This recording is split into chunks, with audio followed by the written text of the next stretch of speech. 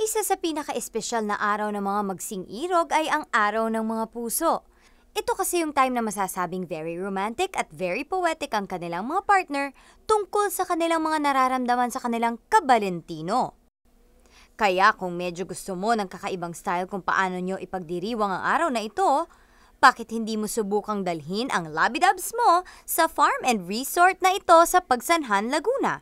Talaga namang magiging very memorable at nakakakilig ang Valentine's date nyo na ito.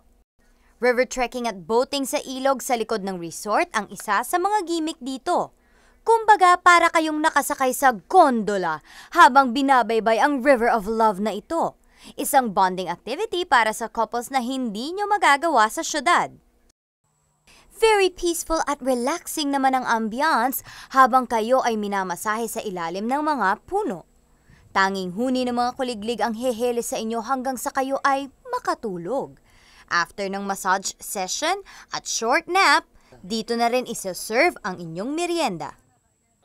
Isa pang nakakatuwa rito ay yung kayo mismo ay pwedeng mag-harvest ng mga ingredients ng inyong uulamin mula sa kanilang vegetable farm. First-hand experience para ma-feel nyo ang buhay probinsya. Especially yung sa Valentine's, ang gusto namin sana for couples na they have time alone for themselves. Na when you're in the city, minsan nakalimutan natin yung isa't isa, minsan masyado tayong busy with work and all the other things that we have to do, especially nag-aalaga ng mga kids. So this time, ngayong Valentine's, gusto sana namin na yung mga couples, they can spend time alone, silang dalawa lang. Kulang ang isang araw ninyo para malibot ang napakalawak nilang resort. Kung nais nyo ring mabisita ang mga makasaysayang lugar sa Laguna, kasama na rin sa kanilang package ang pamamasyal sa mga kalapit na tourist attractions dito. So this time, pwede silang, silang dalawa, nag-uusap lang sila, and kumbaga, to help them rekindle the fire in their relationship. So what better way to do it but sa nature?